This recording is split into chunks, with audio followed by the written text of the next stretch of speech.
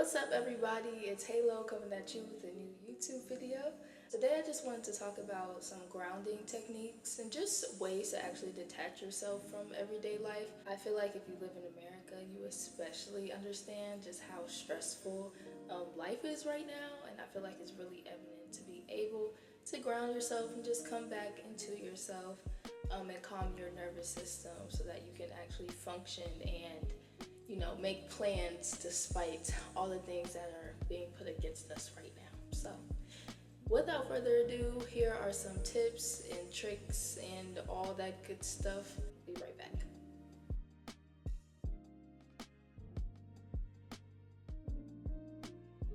Okay, so the first thing that I'm going to say that you probably aren't going to like is that you need to limit your phone usage. Yes, I understand how hard it is to put down the phone. From experience, I get it. But in order to actually ground yourself and be able to come back into your body, you need to not constantly be scrolling on TikTok, Instagram, Twitter, whatever apps that you have in your phone. It's really, really important for you to take some time to just be by yourself and sit with yourself without any other stimulus. I feel like that's really important for just in general. It's just healthy. It's healthy to not be on your phone so much. It can be very overwhelming, the amount of information that we take in from them every single day. So a good start to being able to ground yourself and just kind of detach from negative emotions would definitely be to limit your phone usage. Somebody take that nigga phone, man. He acting a plumb damn fool. Get your ass off your phone, nigga. I think instead, it's a lot better to actually pour into your own creative interests, whether that be painting, writing, making a YouTube video, taking pictures, creating a meal, whatever you want. The world is your oyster. But I feel like it can help ground you a lot more to be present doing something than just scrolling aimlessly on your phone for like hours. Another thing that I really enjoy doing is yoga and moving my fucking body, okay? Get the fuck out of bed, bitch, go. Whether that means just walking to my classes, going outside in my neighborhood and walking around, or just being inside and doing yoga or just stretching in my room. I feel like it's really, really important to just get your body up and moving, because when you're constantly sitting down or you're only really moving to like get to and from work, I feel like you're not really spending enough time with yourself. And going on walks, stretching, yoga, things like that can actually get you in tune with how your body feels and maybe the different things in your life that you need to alter so that you can actually feel better in your body. And like if going outside, if it's too cold or like dangerous or anything like that, like I said before, you can just always do yoga or stretch or something. I'll also say if you do hip stretches or if you do yoga that more revolves around the hips, it can actually help release trauma. We store a lot of our trauma in our hips. This is something that I have found out about pretty recently, but a lot of the trauma that you just go through in everyday life, it's not just a mental thing that you have to get over. Your body also has to get over it as well. Your body doesn't know the difference between something being safe and something being unsafe, and the only way to really release it is by doing yoga practices and also just reassuring yourself that things are better. But doing stretches and yoga that are more hip-centered will definitely help actually release a lot of heavy emotions that you probably didn't even realize you were still carrying. Another thing that I really like to do is journal.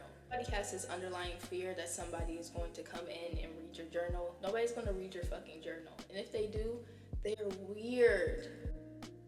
Okay? They're weird. Write how you actually feel down in your journal. It is so easy to release a lot of the heavy emotions you may be carrying with you when you actually write it down, because it's taking it out of your mind and putting it on a physical thing that you can read and see.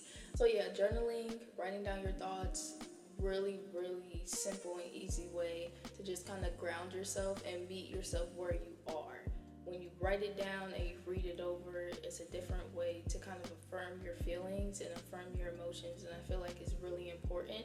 And I feel like everyone should journal every day.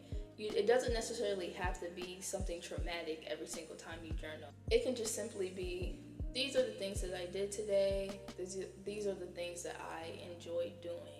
And I feel like it's really important for you to just keep track of your mentality as you're going out into the world and doing things every single day. So, yeah. Another technique that I love are breathing exercises. I feel like this is probably the quickest way to ground yourself in any given situation. Whenever I feel myself getting overwhelmed, anxious, sad, upset, I feel like when I implement breathing exercises into my regimen, shut the fuck up! Loud ass cars.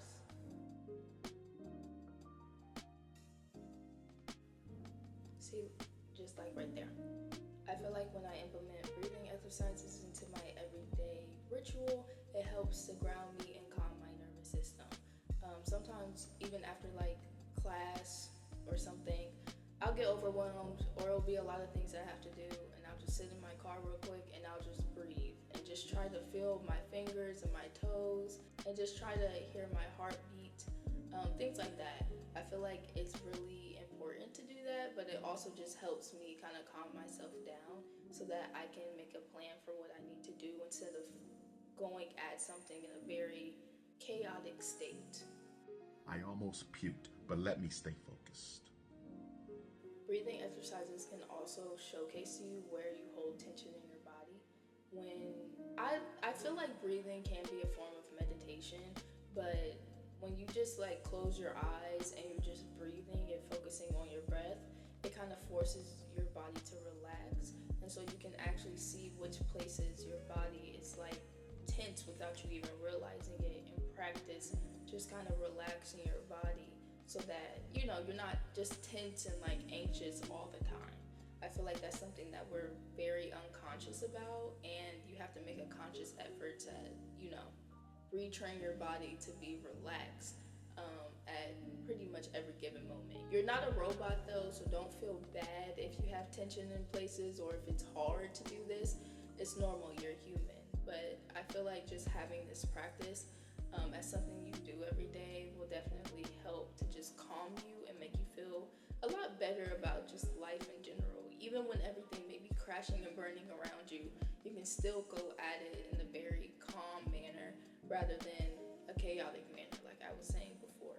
I also feel like creating things, like I was saying before with the limiting phone usage time, creating things are also a really quick way to just kind of ground yourself, because you're physically forcing yourself to work on something. It doesn't necessarily have to be something like artsy fartsy. It can be a meal. You can literally just create anything. It's really just about getting yourself in your present body and not looking out at all of the things that you may or may not have to do. Just bringing yourself back in. Grounding. Yes. Personally, when I get overwhelmed throughout the day, I like to draw, doodle, or I just like to paint a picture or something. I can actually get one of the paintings that I did when I was extremely stressed about everything happening in America right now. Yes. This was just something that I painted probably a few weeks ago. I was getting very overwhelmed just because there's a lot of things that are going on with me as far as graduating and just trying to make sure everything is like on point so I know I can graduate in the spring. And I feel like painting or just creating a YouTube video, drawing, doodling, all of those things just kind of help me ground myself back into where I am now, and make me appreciate where I'm at instead of constantly stressing about the future and what's going to happen. I feel like it's really important, especially for, you know, just anyone. I would say anyone living in America, but I feel like anyone can benefit from this. I feel like the world in itself is stressful as hell and chaotic as hell all the time, and there's something we're constantly trying to survive. So yes, create. It's not just for people that are really good at painting or really good at their craft, 9 times out of 10, they probably started where you're gonna start right now, just trying to find a medium or find something that helps calm them down and be present within themselves. It doesn't matter if that shit looks bad, it matters about how it makes you feel. And lastly, if you can afford it, please go to therapy. Please go to therapy. Please. Please go to therapy, guys. Why? Why not? Why though?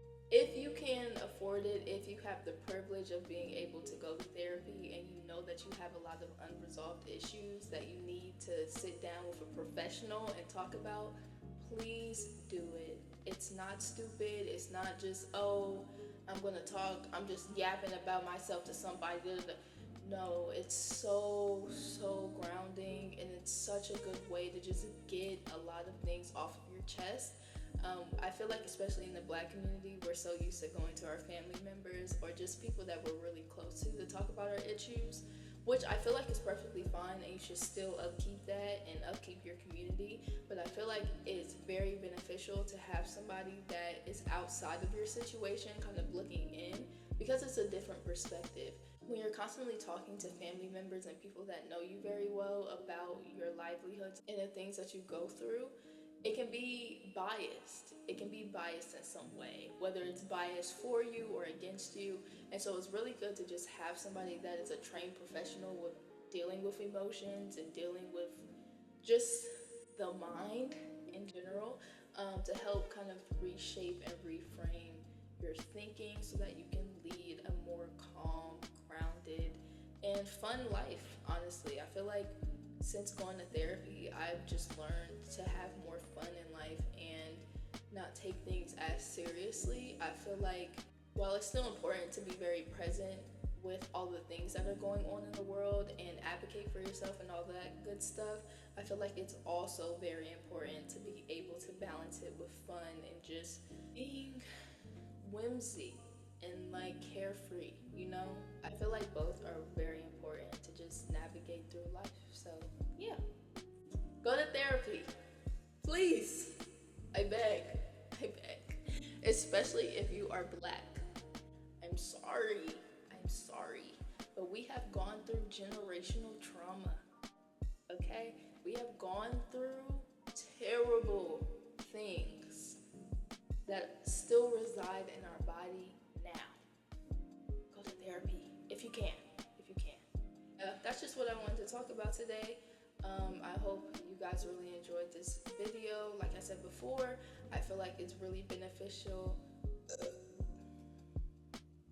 I feel like it's very beneficial to just limit your phone usage, move your body, stretch, do yoga, all that stuff. It will make you feel better by the end. Promise. Thank you guys for watching. Thank you guys for just being here and hearing my words and all that good stuff. It's very appreciated. I will see you guys next Sunday, and I hope you guys have a nice week.